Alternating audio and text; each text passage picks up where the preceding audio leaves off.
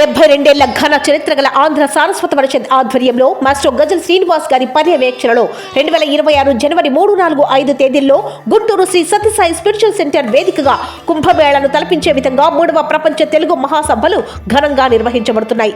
ఈ మహాసభలు తెలుగు భాషా మాధుర్యాన్ని, తెలుగు జాతి ఘన కీర్తిని ప్రపంచానికి చాటి చెప్పే మహావేడుక.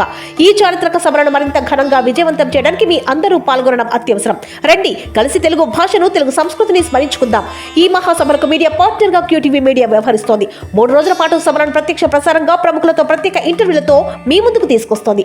QTV media news, QTV media భక్తి, ఎంటర్టైన్మెంట్, హెల్త్, ఎడ్యుకేషన్ ఛానళ్లలో ఇంటర్వ్యూలు, ప్రకటనల కోసం సంప్రదించాల్సిన ఫోన్ నంబర్ 9030387333 9494943556.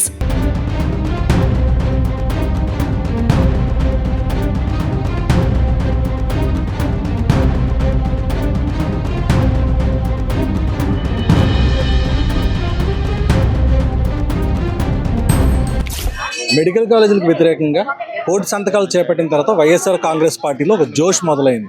ఇప్పటికే పెద్ద ఎత్తున స్థానిక ప్రజలంతా కూడా ఈ యొక్క వైసీపీ కార్యక్రమంలో పెద్ద ఎత్తున పాల్గొంటున్నారు. ఈ క్రమంలోనే ఇప్పుడు వైఎస్ఆర్ కాంగ్రెస్ పార్టీలో భారీ ఎత్తున చేరికలు అంటూ కూడా పెద్ద ఎత్తున ఒక కార్యక్రమాన్ని పిలుపునిచ్చారు. దీంట్లో భాగంగానే ఉడా చిల్డ్రన్ థియేటర్లో ఈ కార్యక్రమాన్ని ఏర్పాటు చేశారు. అయితే ఇప్పుడు అనూహ్యంగా చివరి నిమిషంలో ఈ యొక్క కార్యక్రమాన్ని రద్దు చేసుకోవాలని, దీనికి అనుమతి లేదని చెప్పి పోలీసులు ఈ ఉడా చిల్డ్రన్ థియేటర్కి తాళాలు వేయడం జరిగింది. ఇప్పుడు దీనిపై మనతో మాట్లాడేందుకు ఈస్ట్ ఇన్ఛార్జ్ వైసీపీ మొల్లు అప్పారావు ఉన్నారు. సార్ చెప్పండి, అసలు ఏం జరిగింది, ఎందువల్ల ఇప్పుడు ఈ పరిస్థితి?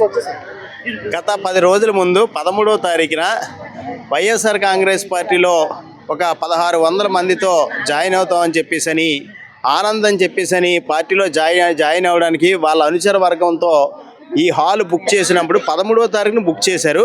క్లియర్గా ఈవెంట్ ఇదిగో పార్టీలో జాయిన్ అవుతున్నామండి, దాని గురించి హాల్ కావాలని చెప్పేసారంటే సుమారుగా 73,000 రూపాయలు కట్టించుకొని రిసీప్ట్ ఇచ్చి, అలాగే నిన్నంతా లోపలేమో ఎల్ఈడి స్క్రీన్ కానీ, అలాగే ఫ్లెక్సీలు కానీ, లేకపోతే ఇక్కడ ఎంట్రన్స్లో ఆర్చ్ కానీ అన్నీ కూడా ఇక్కడ అన్నీ చేశారు.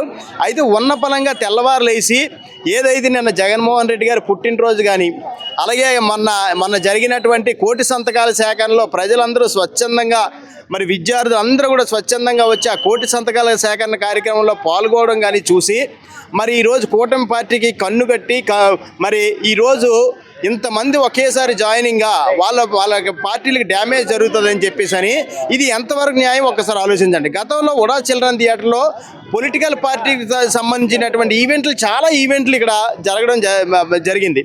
ఈరోజు ఏ విధంగా మీరు క్యాన్సిల్ చేస్తారు? దీని మీద అయితే మాత్రం మేము ఇక్కడే ధర్నా చేస్తాం.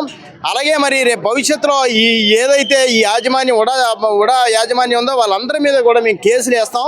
దీనికి మరి న్యాయస్థానాలను ఆశ్రయిస్తామని చెప్పేసి చెప్తా ఉన్నాం. ఈరోజు ఒక్కటి ఆలోచించండి, ఏదో ఒకసారి మీరు ఇక్కడ జాయినింగ్ ఆపేసినంత మాత్రాన వైఎస్ఆర్ కాంగ్రెస్ పార్టీని మీరు ఏదో ఇబ్బంది పెట్టేస్తామని చెప్పేసి అనుకుంటే అదంతా మీ భ్రమ. మేము ఈరోజు చెప్తా ఉన్నాం, మేము అఫీషియల్గా దీన్ని బుక్ చేసుకున్నాం. అఫీషియల్గా డబ్బులు కట్టి అదే రోజు బుక్ చేసినటువంటి పరిస్థితి.